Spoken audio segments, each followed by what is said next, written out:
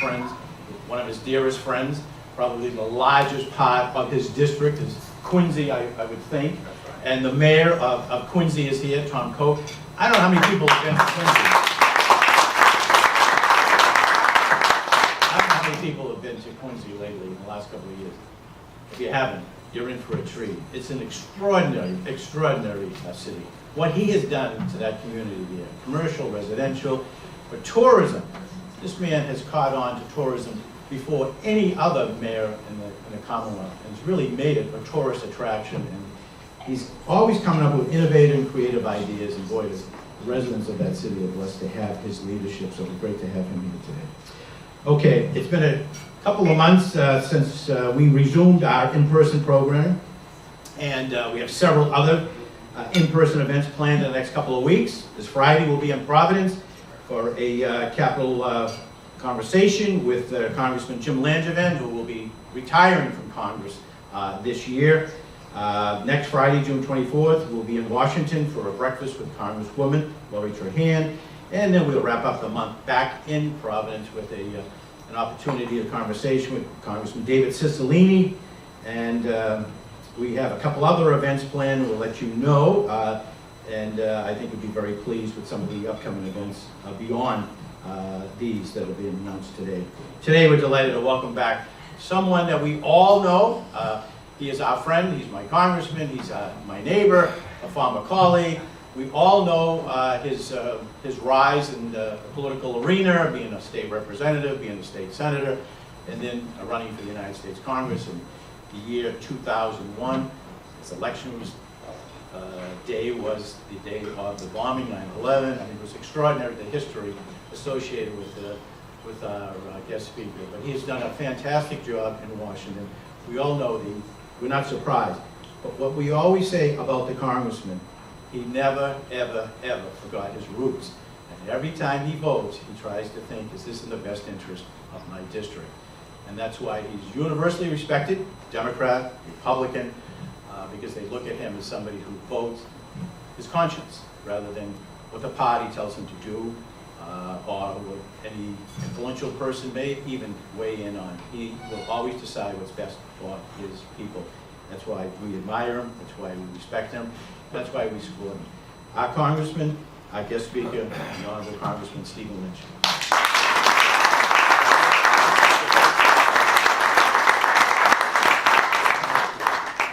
Jim, thank you for that very kind introduction, much appreciated. Too kind, perhaps. Thank you. Welcome, everyone. It's good to be back in person. Tom, thank you so much for opening up your wonderful home here, and it's good to be back. There's a lot to talk about. I want to thank my colleague, Tom Koch, and what Jim says is right. Tom has, he's a son of Quincy, Massachusetts, and a true student of history. And I think his love for his city is evident by just looking at the transformation that has taken place there. It's really a dynamic city, and great people, wonderful, rich history. I got a chance to march in the Memorial Day parade down there, and one of the stops was to visit the sarcophagus of John Quincy Adams, John Adams, Abigail Adams. There are Adamses beyond counting there at the small church in Quincy Center, but just a wonderful area, and Tom has really, I think, brought that city to a whole new level, so we really appreciate his great leadership. There's a lot going on in Washington, and not all of it good, but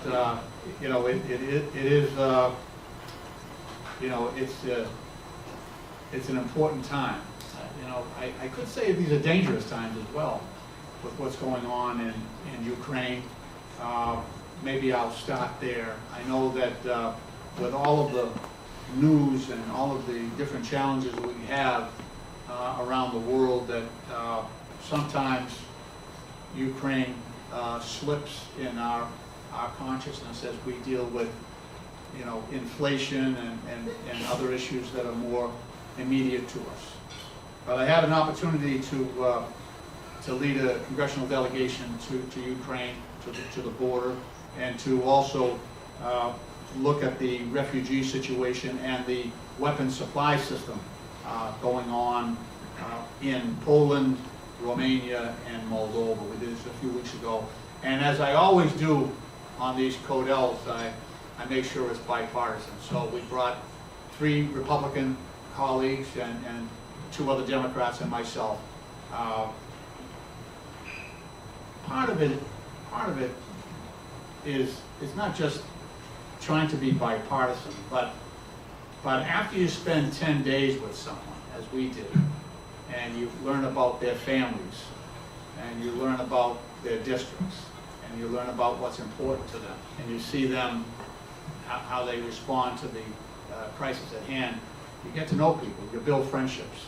And after January 6th, you know, that aspect of my service in Congress has become even more important, because so many of those relationships went asunder during that dark time, and it is really, for those members who were there that day, which is basically all of us, all of the members of Congress, it was a watershed moment and a very, very difficult time, and we're still trying to work through that. But if we want the country to be healed again, if we want Congress to work again, to function again, then you need to reestablish those relationships and understand our wider purpose in serving the American people. So that's why I think it's important.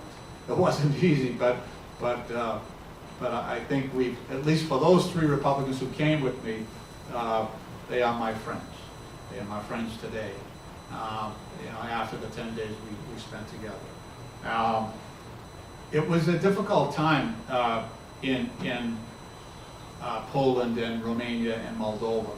It was difficult to see, and while I've been, you know, I probably have over 30 trips to Iraq and Afghanistan, you know, in those battle zones and during difficult times, in hot wars, but to see the impact on civilians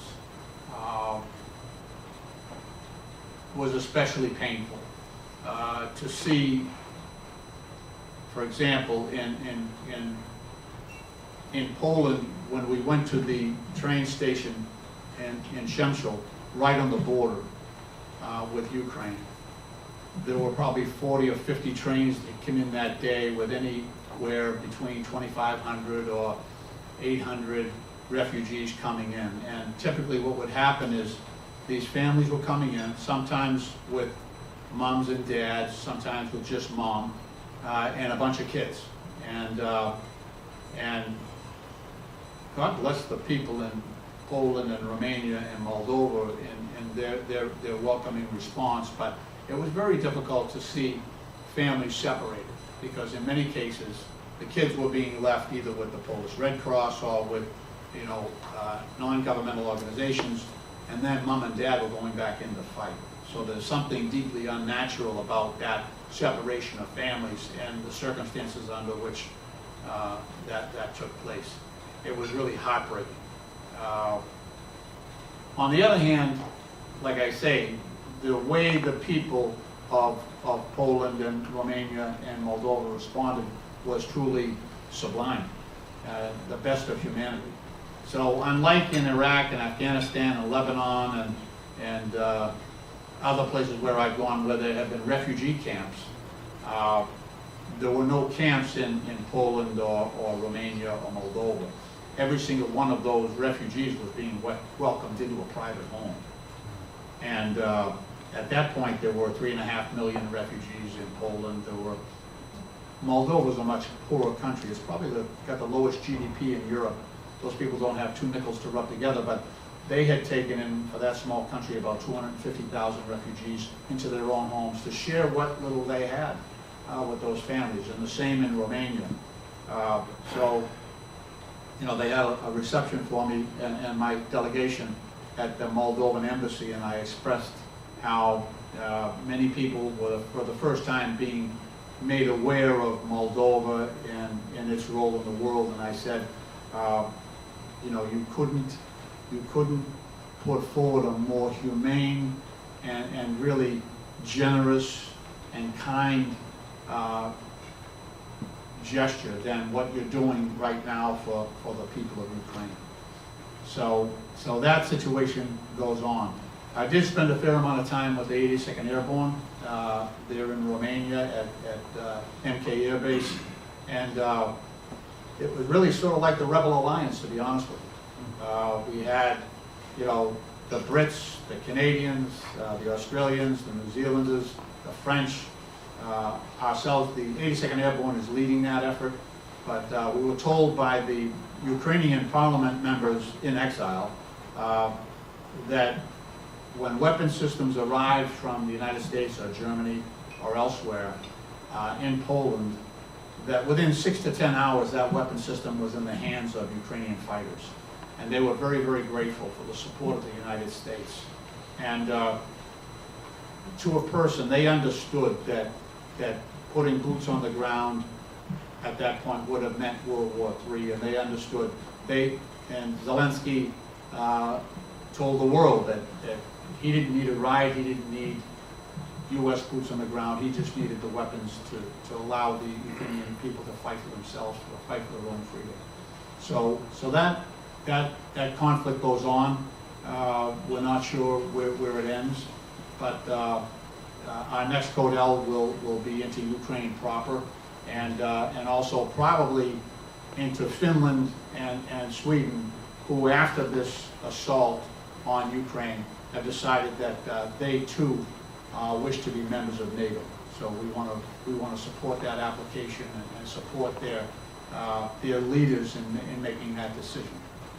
It's very, very important, and I think it will send the right signal to Vladimir Putin that all of a sudden he will have 850 miles more of border with NATO once Finland joins.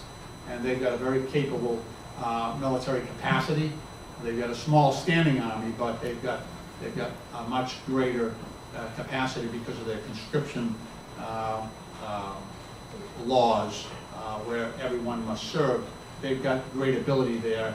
And I think Putin must realize now the terrible mistake that he made in the way that he has not only strengthened NATO, but expanded them enormously and put Russia really in a position of being a pariah within the world.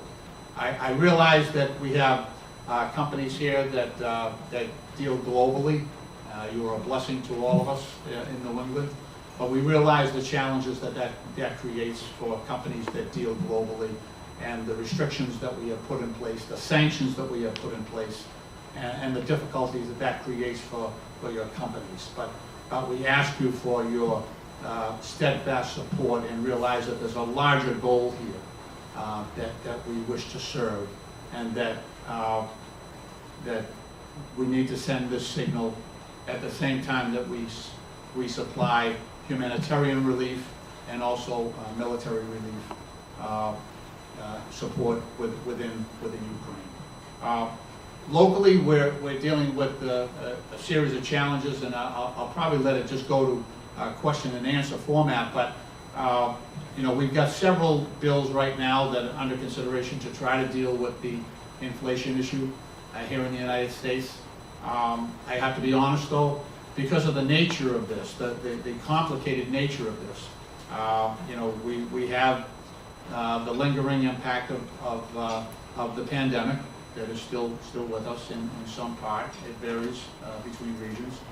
But we also have the response that China has made in terms of total lockdown for much of the manufacturing capacity within that country, especially in certain cities that have shown elevated levels of COVID reemerging. We've got the war in Ukraine that has really crimped a lot of the activity within Europe, so that region, the EU, is probably in recession already, and you know, creating great difficulty. And then we have a global supply chain problem that won't be fixed anytime soon. And so we're going through a rough patch. And even though Congress is trying to deal with this legislatively, there's considerable disagreement about the right solutions going forward. Nothing is easy, especially in the United States Senate. So while those bills are in place, and some of them, I think especially with the ocean shipping situation, we might be able to help considerably. I think the overall problem is still going to be with us for a while, so we're in a rough patch. You know, relatively speaking, I have to say I serve in a legislature with 434 other members in the House and 100 senators. And our area here, my district in Boston, is doing extremely well comparatively when we look at some of the other cities and regions and states in the country. So we are blessed to have a business community that is still surviving and in some cases thriving. But we have to tend to that community, and make sure that we provide as much support as possible. Rather than go on generally, I think it might be helpful, Jim, if we allow people. I mean, look, we are very, very grateful for the New England Council. As you know, Massachusetts especially, small state. The New England states generally, small states. It is only when we come together, and the delegations of Massachusetts and Rhode Island and Connecticut, New Hampshire, Maine, and Vermont come together, it is only the only way we can match up against some of the larger regions for the demands on federal funding and to have political clout on the Hill. So on the business side, that is you. And we are grateful not only for the intellect and entrepreneurial skill that you bring to our region, but also the help that you provide for all of our colleagues, Democrat and Republican, to provide leadership on Capitol Hill. So we're very, very grateful for your support. We are thankful that you are as vibrant and as active as you are. You're a true asset, I think, to the region. And if we're going to meet the challenges that we face, we need to be partners with you. So I hope that this morning allows a dialogue to talk about the problems that we're facing, and I welcome your questions, and hopefully together we can respond to the challenges that we face. Jim? Great. First of all, I just want to congratulate you on the trip that you took to Poland and other parts in the Ukraine area. You brought people from the other party with you. That's so important right now, is to have both parties join together, and especially Ukraine. Because I've watched in the past where the Speaker brought the delegation, and then when R.D. McCarthy brought a delegation. To me, I think it sends a message to an awful lot of people of why aren't we working together, especially we're voting together on the Ukraine funding. And you obviously took a different tack, and you said, look, I'm going there, I'm going to bring people from both sides. That sends a wonderful message, and I think that's why you're effective as you are by just doing it. We only have a couple more weeks of actually working days in Congress. What do you foresee coming out that is obviously important to the movement on the Short Act, maybe, or other? I'm sorry? The Competes Act. Right. So first of all, we are going to push out all 12 appropriations bills, so we're eager to do that. There seems to be, I think, general support for that in the House. I'm not sure how they will view that in the Senate. We are in conference on the Competes Act, so we've got wide agreement, but not unanimous agreement in terms of how that might look. I think the chip industry, especially, and I know Analog is here, and perhaps some others that are sensitive to that issue. That's a piece that I think in some iteration will succeed, but there's much more in that as well. We've got from the congressional side, and I know I work with Tom Koch on the local level. We have put in a process where each member of Congress gets 15 local priority projects some of those, a couple of million each, to try to deal with the impact of the pandemic and areas of special need within local communities to try to help our mayors and state senators and reps work in their districts. So, you know, we did, through opera, recently deliver about $9 billion to the governor and to the legislature to try to deal with the fact that during the pandemic, a lot of the tax revenue that we normally rely on was not forthcoming. And also, it had been some time since we had done a major transportation bill in Congress. So there was plenty of need out there, and recent mass shootings to provide an impetus to get something passed. Interestingly enough, out of the 10 Republicans, 4 of them, I know Portman, Toomey, well, 4 of them are not running for re-election, so there's hope there that we might be able to get to 60 with a little bit of luck and a little bit of courage on the part of some of my Republican colleagues over in the Senate. So that's the near term, I think, what's on the agenda. There's a lot going on, so obviously I'm not mentioning a lot, but hopefully those issues that you are interested in will come out during the question and answer. Questions, the Congressman? Lady McInerney? Good morning, Congressman Lynch. Good morning. I think one of the fallouts from the pandemic we're seeing is the mental health crisis in the country, and I'm just wondering what's on the agenda to address that. Yeah, that's a great question. So with the pandemic, especially with kids, right? We've had a real challenge with kids not being in school, and now for critical years during their development, sort of being sequestered, you know, online, and I think they've missed a lot. So my colleague Anna Eshu from California, who's a wonderful, wonderful member and a dear friend, has legislation that would try to address that even at the earliest stages, but provide funding for additional support, you know, from school nurses, you know, at the tip of the spear, so to speak, in dealing with some of the emotional trauma that kids are going through in terms of getting back into an in-person learning environment, but also to help health centers and other mental health providers deal with the volume of cases that we're seeing now.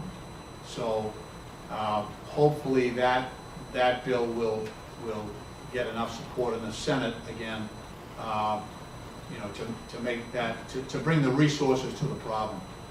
But it's a big one, and it's I think it's a long-term issue. I think we'll be seeing I think the problems will percolate over time. It's not something that we're going to, you know, it's not a one-and-done situation. On the upside, it might bring more resources to mental health parity than might otherwise be the case. Other questions? 2 of your former colleagues from the legislature days. Yes. Andy Reinstein is here, and Yeah. Rachel Cabrelli. Yeah. Congrats. Both of them sitting on their hands. Taking notes. Kathy, you want to ask Kathy, a you question? want I'll say something that Congressman. Yeah. I just want to thank you. We're really encouraged by all of you, all the Democrats and the president's, what he said about basically that now Medicaid can be considered, you can cover violence intervention and prevention under Medicaid. Even though there's only a few states that have passed it, and organizations such as ROCA are talking with legislatures on how we can put something together, that is very encouraging because it kind of coincides with what you and Eileen were saying. That's all about mental health and intervention and violence, prevention and intervention. So we're really encouraged by that. So we wanted to say thank you. Thank you. Thank you. And thank you for all you do. Thank you. We Thank you, Kathy. very happy. Joanne Sullivan. Thanks. Good morning, Congressman. Good morning. Question about Postmaster General in the U.S. Post Office. I know that there's been quite a bit of back and forth with Mr. Joy, plans to fix the post office or make it more efficient, and some real pushback. Would you talk a little bit about how that might be progressing, if at all? Yeah, okay, so Sorry. Postmaster Joy and I have an interesting relationship. Well, it's been okay, it's a little rocky. If you remember, during the last presidential election, Postmaster Joy decided that he would take the high-speed sorting machines out of the post office during an election that was being held in the middle of a pandemic by mail. So we had problems, he and I, on that. We went at it.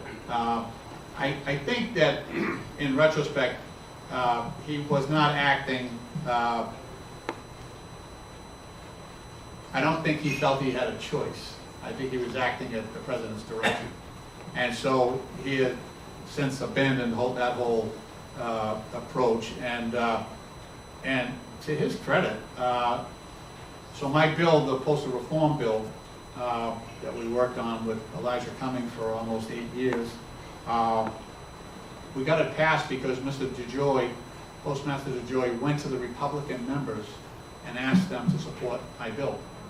And so I met him at the White House for the bill signing with President Biden, and he came up to me and said, "You know, I'm not a bad guy." And I said, "No, I understand. I understand that." I said, "It's just, I never thought that." I said, "I just, you were taking the high-speed machines out for sorting mail during an election being held by mail, and you know, I had problems with that." So anyway, I said, "I realize you did great work in getting this bill passed, and I want to thank you for it, because we got 142 Republicans to sign on to that bill and support it, and it passed with flying colors.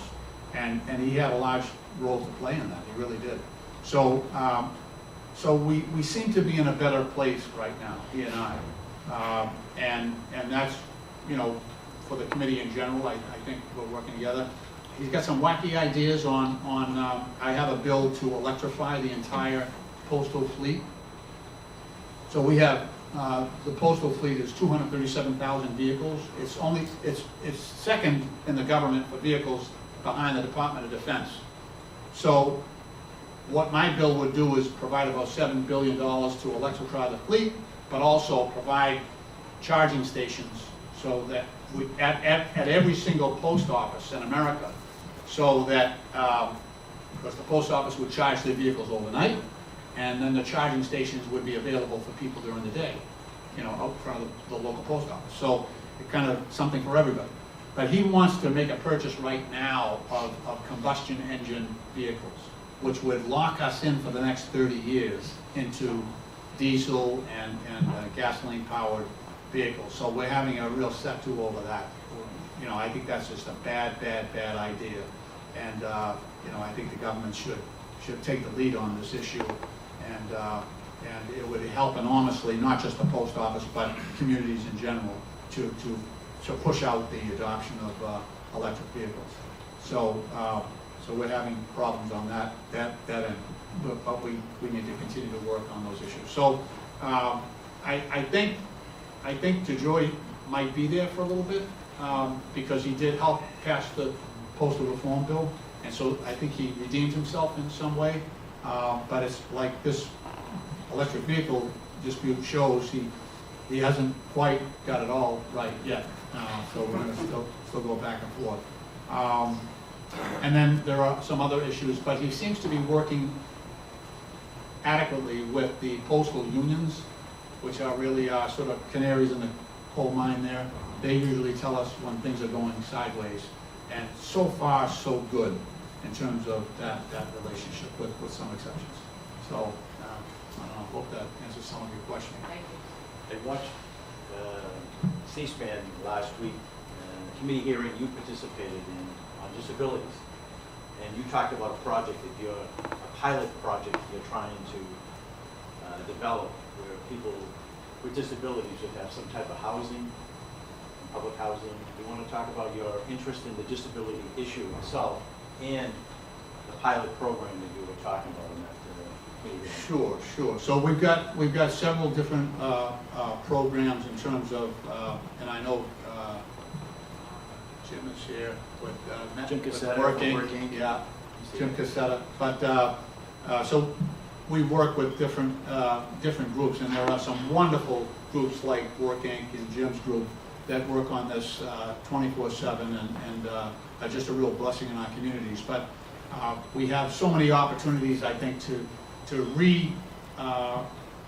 redo our housing. So we built the old model industrial type idea, which is to build as many units as we could as quickly as possible without regard to the capacity of individuals to actually live in that housing.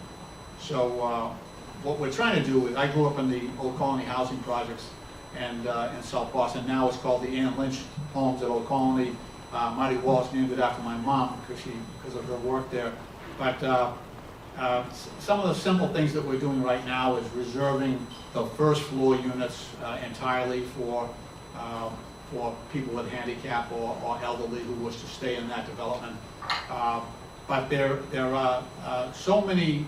There's been so much progress in terms of maximizing the quality of life for people with disabilities that has occurred in the past 20 years, but has not been adopted, I think, in our housing policy. So what we're trying to do is make sure that we integrate all that and provide the resources that allow some of these larger LHAs, the local housing authorities, to actually accommodate people with disabilities. So the question is always resources at the outset, but I think as well design considerations in some of our new housing needs to be advocated for as well, and I think in many cases our construction community and housing development community is embracing that in a big way. I know that down in Quincy I had an opportunity to visit a development put forward by Arthur Wynn, Gilbert Wynn, I guess is his son, their project, and boy, it's a new iteration for people with handicap. So I at least see locally that we're ahead of the curve. Questions? Yes. Gentlemen? Yeah, Ed Seville, Uss Constitution Museum, Congressman. You've been such a strong supporter of veterans over time, and you've mentioned so much is going on. I'll say that the museum, the ship is going underway Friday. We've got July 4th coming up. So it's a great time for us in Boston to be kind of coming together to be supporting veterans, and just your thoughts on, with so much going on, how we can help veterans issues remain as a priority as well. Great. Well, so last week I went over to visit home base in Charlestown. And General Jack Hammond, who, I held a hearing on I chair the subcommittee on national security, and veteran suicide is one of the most pernicious and difficult problems that we're dealing with. And, I tell a story about one of my more recent visits to Afghanistan when I was with in Helmand province. We were at a rifle company, United States Marine Corps, and I was asking the young men and women, who's here on your first tour of duty, and just a few hands went up, and who's here on your second tour of duty, and a bunch of hands went up. I got all the way up to 7 tours of duty before I ran out of Marines. And that repeat of tours of duty for these people, for these young men and women, creates a psychological stress on those individuals. And we're going to be dealing with that problem for a while. It doesn't come out right away, but Jack Hammond and the home base program, and I want to give a plug to the Boston Red Sox Foundation as well.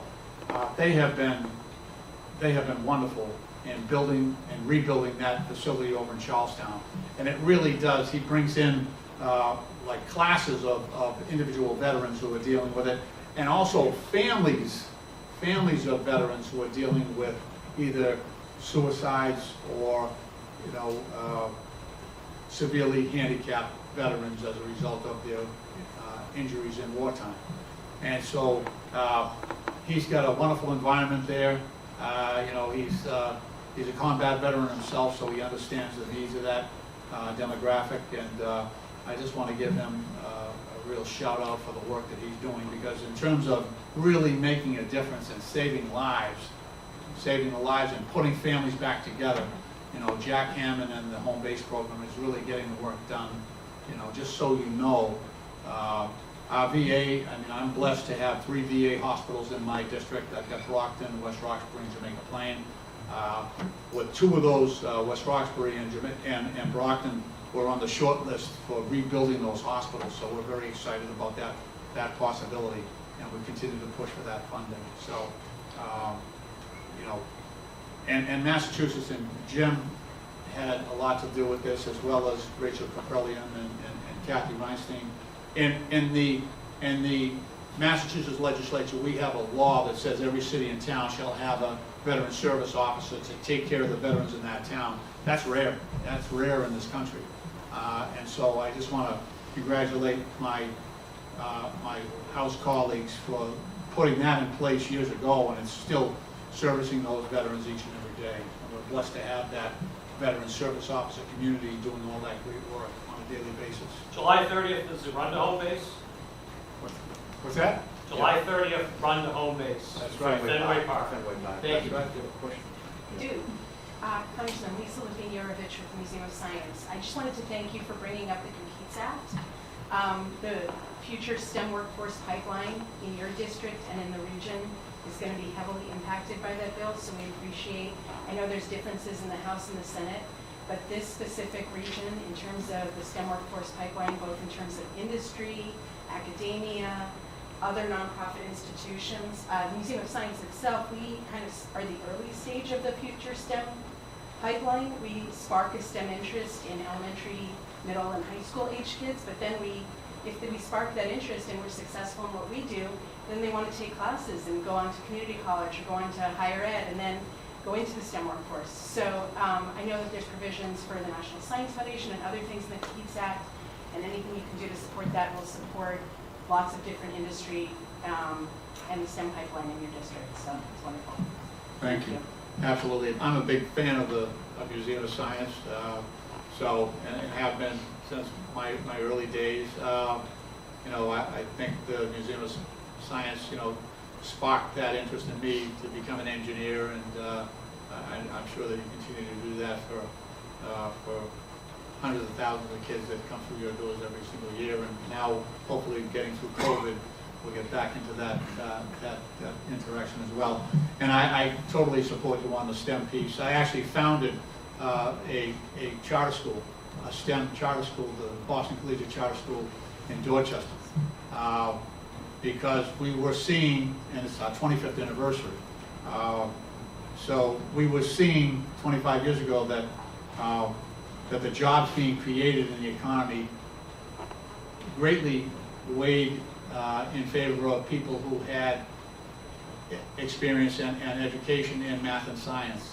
So we created a charter school, the Boston Collegiate Charter School, and I'm very proud to be a co-founder, that basically took the Boston school curriculum and then, where the Boston Public Schools might have math 2 days a week and then a lab 1 day a week, the charter school that we created had math 5 days a week and then labs 3 days a week to try to push kids in their proficiency in math and science. And we've been near the top of the list for MCAS in math and science since our inception, and we continue to do that. So it's one of the Boston public schools that's really, really doing well. And we don't hear a lot about those lately. We always hear the bad stories, but I certainly agree with your focus, and I think the Museum of Science is a real catalyst to get all that going in the right direction at an early age. So thank you for your good work. Other questions for the Congressman? Jimmy? I have an unusual one. Jimmy Smith. I'm a believer that we should properly fund the IRS because the sense that government isn't fair is unfortunately pervades our nation. And it's not fair in many ways. And the very, very wealthy manage to figure out how to beat that system. The Republicans don't fund the IRS. And it just seems to be common sense to fund your funding source. Is there any hope at all to fund the IRS properly? I know it's not a popular question with Jim Brett and others of the high-income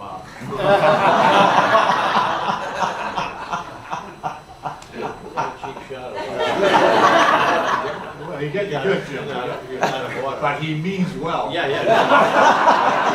No, Jim's son is running for state representative. Oh, is that? Oh, right? yeah. I didn't know that. Oh, yeah. Is it young Jim? It's Tristan James. Oh, okay.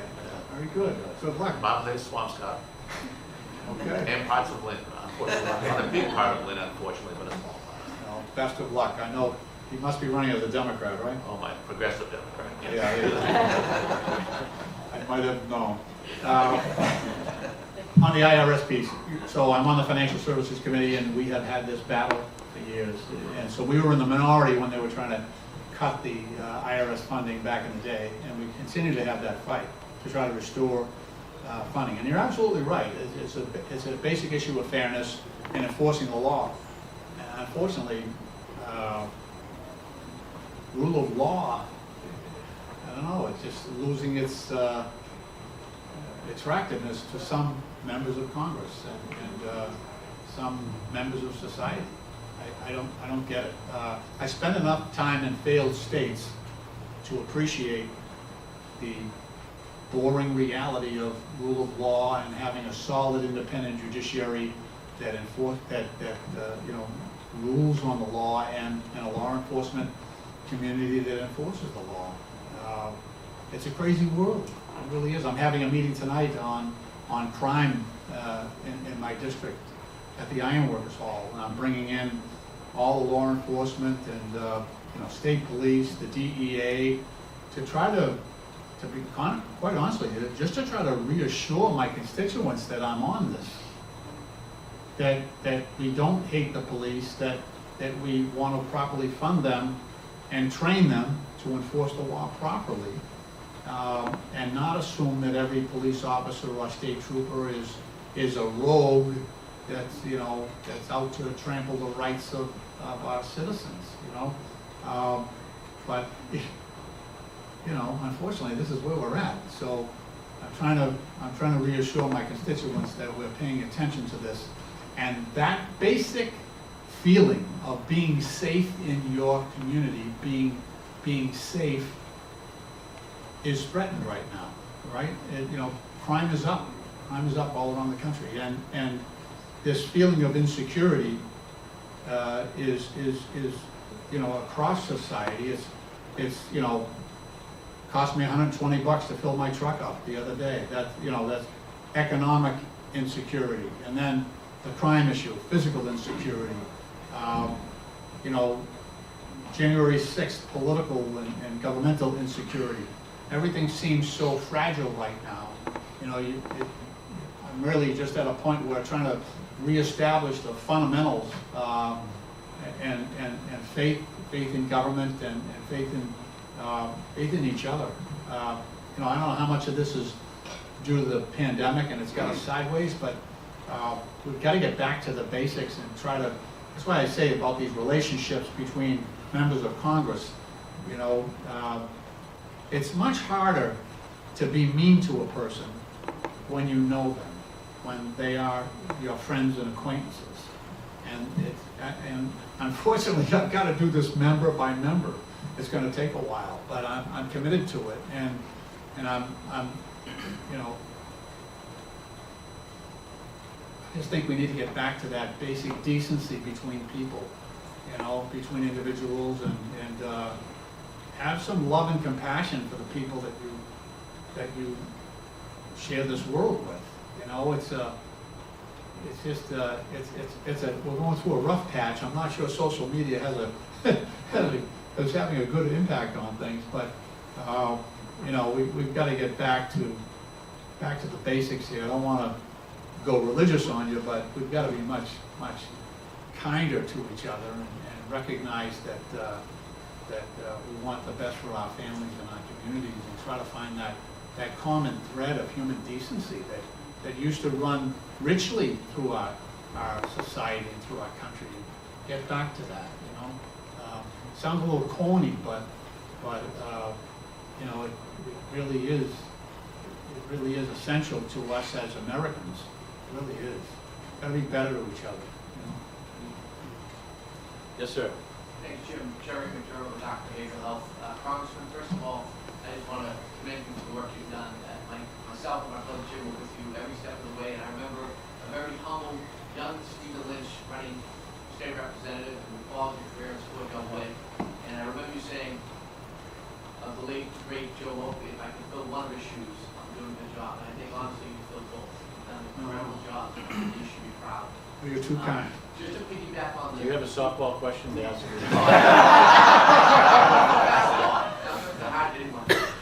As you know, our paper help we run 4 drug and alcohol recovery centers here in Massachusetts. And at the micro level, there's companies like us doing great work, and folks like Tom Coke and his drug task force is second to none. But at the macro level, what more could Congress, what more could be done, maybe diplomatically, from Central and South America, and China, China for that matter, to stop the influx of drugs? Because I think we've seen over 100,000 deaths, and greater than 90% of them linked to fentanyl. But we know where it's coming from. Parents all across our communities in Massachusetts, they're looking for answers, and we just can't seem to stop the flow of drugs. And I don't know if that's because of the corruption, the drug cartels are buying people off the border, the police in Mexico. I think people just exacerbate them. We just don't know what more can be done to protect our communities. Yeah, that's a great question. Thank you. We did, this does deal with our national security, so I had an opportunity to bring another group of Republicans down to Guatemala, Honduras, El Salvador, and Mexico to try to figure out what's driving and what more can be done to stop the drug flow. We also went to China and try to encourage their government to be more vigilant in terms of shipments of fentanyl from China. We brought in the DEA. They're very keen in terms of tracking this stuff, but it keeps changing. The pipelines keep changing. It seems like it's whack-a-mole, that when they stop one network, another one pops up, and it's been very, very difficult to block off. We've gone to the Postal Service because a lot of this stuff was coming through the mails, and we've got, and it's very, it's very dangerous in that bulk form. So we've tried to make sure that we have the technology to basically analyze this and have that put into the general mail facilities so that when we see, packaging like this, we can actually try to intervene. But there's no easy answer. One of the problems that we're having recently at the Mexican border is drones. So I recently had a classified and an unclassified briefing on drone operations at the southern border.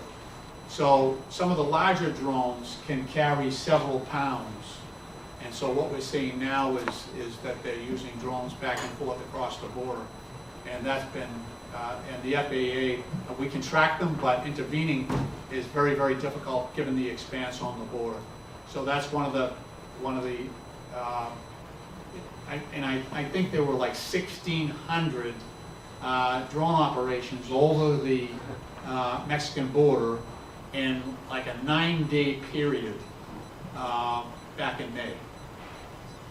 So you can get a sense of the volume of activity that's going on. Very little of that is authorized, so you can get a sense of the difficulty in terms of trying to interdict some of this stuff. But again, I think if we can build stronger relationships with the law enforcement in these other countries, which is not easy. Guatemala has been somewhat cooperative, especially up in the highlands, where we see a lot of that, the drug cartel activity. El Salvador, somewhat, but other places like Colombia, less so,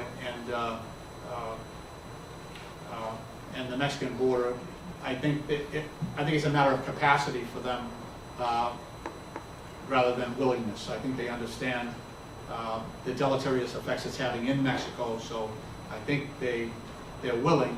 I just don't know if they are able to offer the interdiction activity that we think is necessary. So we're trying to work in partnership with them, and also we have people working that side of the border. We have people working in the Guatemalan highlands. We have a task force that's working with the Guatemalan government. So that type of partnership is the only way we're going to get this thing done.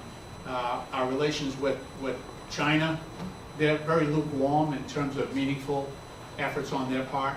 I think they see it as a harm to American society, and they're not in a hurry to stop that, to be honest with you. I just don't feel like they're approaching it with the seriousness that the issue deserves. Let me just ask the last question. This is the political season. It's going to be a tough period for the Democrats.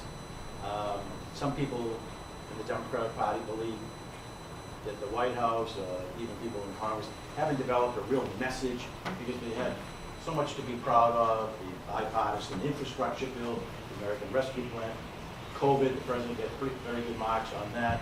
And then you mentioned about Ukraine. He's kept NATO, he's kept EU together. I mean, he's got some, and the Democrats have some very good selling points, but they don't seem to be making any impact. Do you agree that the messaging just isn't working, or do we need a new message? Yeah, well, Build Back Better, I was never a big fan of that. It just didn't do anything for me, but I guess that's the message they wanted to put out there. Yeah, so I'm not a political expert, but some of the ones that I do respect, like the Cook political report, Amy Walters, I think, is the head over there now. They say that if the election were held back in early May, it would have been a wave election for the Republicans. But the elections weren't back in May. So I think that if we can get our message together, that we may avert that. But I'm not sure. I do know the American people vote for the party that they fear the least. That's how it works. They vote for the party that they fear the least. And I think defund the police and rising crime, inflation, unfortunately, the president will wear that.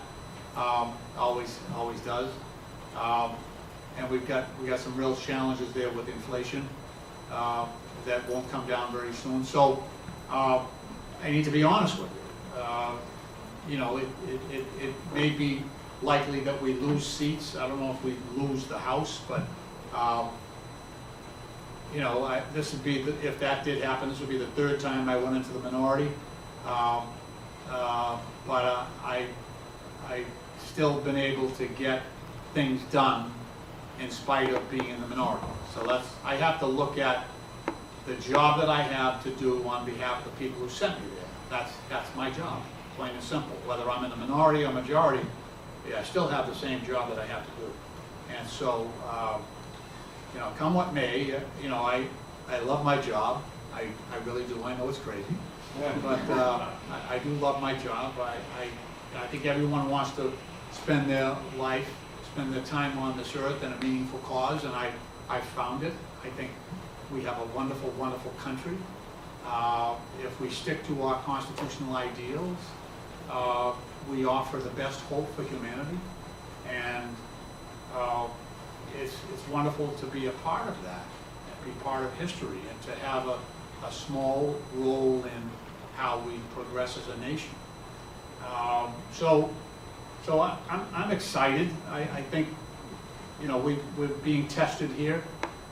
I understand that, and I think that there's opportunities for the Democrats to get their act together and get back in the good graces of the American people. But it is I've got two Republicans running against me, so they're battling it out, I'm sure. And then I'll meet the winner in the final. I like my chances. Just that they're trying to figure out who's more like Trump, and I just don't think that's going to sell in my district. Even though my district is very moderate, I think that there are a lot of common sense people in places like Quincy, Massachusetts, and Brockton, Massachusetts, who just want what's best for their families. They want America to be fair and strong and a good country, and to live up to our democratic ideals. So, look, the way I see it is I just constantly remember who I work for. I've got about 800,000 people that I represent in the 8th Congressional District. And I just try to, I know who they are, they know me, and I try to live up to their highest expectations. I think about how they view the work I do. And it's not lighting my hair on fire, it's not going online and telling them what I had for breakfast, you know, it's not any of that stuff. You know, there's much more to the job than that. And, you know, I'm just hoping that we get back to a position of sanity. I know I have low expectations, but just basic sanity and common sense, democratic ideals, small d democratic ideals, and remember our obligations under the Constitution, and remember what that oath requires of us all. I think if we do that, we'll be on the right path. But don't give up hope. There's great things. Our best days are before us, and you know, in all of our positions, you know, I'm very proud of the president holding together NATO. He really did it by himself. You know, some of those countries are on the front lines and are fearful and are committed, and then others that don't really feel engaged were less willing to come forward. And it was the president really calling upon our you know, our the best angels of our beings to really respond, and he's done a wonderful job in that. So, you know, on behalf of human rights and freedoms and basic human rights, I think he's done a wonderful job on that. So, I'm very thankful for your kindness and allowing me to go on this morning. Tom, thank you again for your wonderful kindness and hospitality. As always, my